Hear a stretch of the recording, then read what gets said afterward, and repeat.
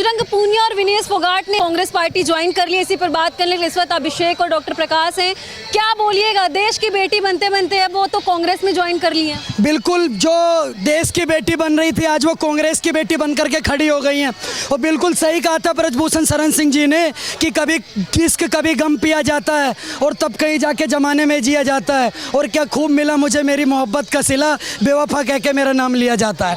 जो लोग बेवफा बेवफा ब्रजभूषण शरण सिंह जी को कह रहे थे, आज उनकी वफाई पूरी दुनिया ने देख ली, पूरे देश ने देख लिया, पूरे भारतवर्ष ने देख लिया कि किस प्रकार से कांग्रेस के दीपेंद्र हुड्डा जी के लिए चुनाव कैंपेन करना, को हरियाणा के लिए आंदोलन करना, वो कोई अपनी समर्थन के लिए आंदोलन नहीं था, वो कोई सम्मान के लिए आंदोलन नहीं था। कांग्रेस ज्वाइन करने के बाद विनेश फोगाट कह रही है कि मेरी लड़ाई अभी खत्म नहीं हुई। मैडम, ये विनेश फोगाट कह रही है ना, साक्षी मलिक जी क्या कह रही है उनकी भी बात को सुनिए कि विनेश फोगाट ने कांग्रेस पार्टी को ज्वाइन करके कहीं ना कहीं बहुत ही गलत काम करा, इससे हमारा आंदोलन खराब होगा। और ऐसे बिल्कुल भी ऐसा कोई कृत्य नहीं करना चाहिए था। इसको राजनीति का जो मोड़ है वो मत दीजिए। मैडम एक बात बताइए ना, आप राजनीति करें मतलब कि आग लगे और धुआं भी नहीं उठना चाहिए, ये कैसी राजनीति होगी? फिर आग लगेगी तो धुआं उठेगा। आप राजनीति में जाएंगे तो चर्चाएं तो होंगी, चर्चाओं का बाजार गर्म होगा। आप नहीं जानते कांग्रेस ज्वाइन मैं कहता हूँ बिल्कुल, मैं सबसे ज़्यादा अगर पूरे भारतवर्ष में कोई खुश है तो मैं अपने आप को समझता हूँ, क्योंकि जिस प्रकार से राजनीति करी जा रही थी, बैक कैमरे के पीछे करी जा रही थी, अब कम से कम फ्रंट फुट पर के आके राजनीति करी जा रही है।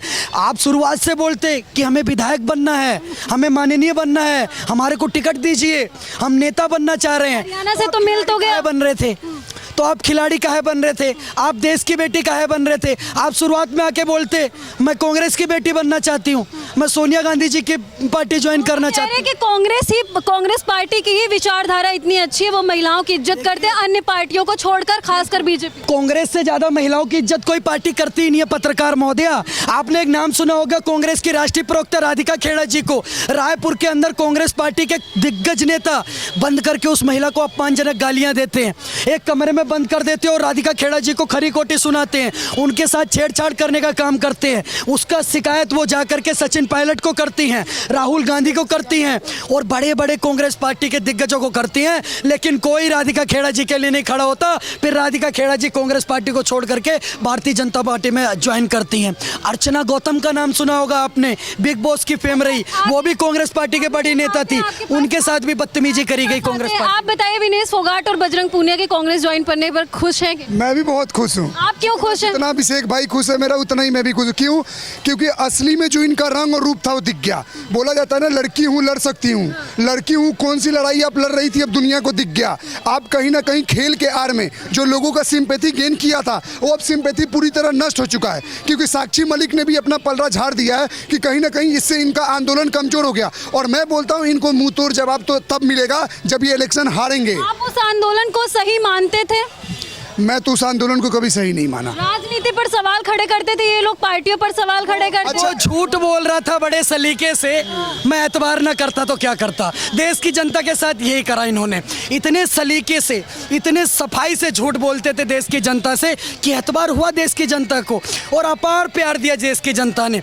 लेकिन आज देश की बेटी कांग्रेस की बेटी बन गई, कितनी छोटी बात। आपको इतनी तकलीफ क्यों हो रही है? तकलीफ इसलिए है कि मैं इनसे कहना चाहता हूँ कि तू इधर उधर की ना बात कर, बस मुझे इतना बता, ये कारवां कैसे लूटा?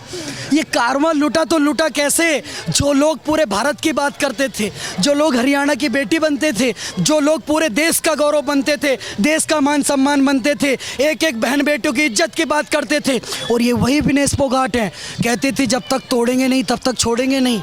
अब तो साहब सब कुछ छोड़ दिया, सिर्फ विधायक बनना। तो विधायक बनने आ तो गई, टिकट मिल तो गया ना। तो एक बात बताओ, अब इन पे उंगली उठ रहा है तो इनको बुरा क्यों लग रहा है? कल ब्रिजभूषण शरण सिंह के बेटे को मिला तो नेपोटिज्म कर रहे थे और ये कर रहे थे कि ये तनाव कर रहे हैं कि परिवारवाद हो रहा है।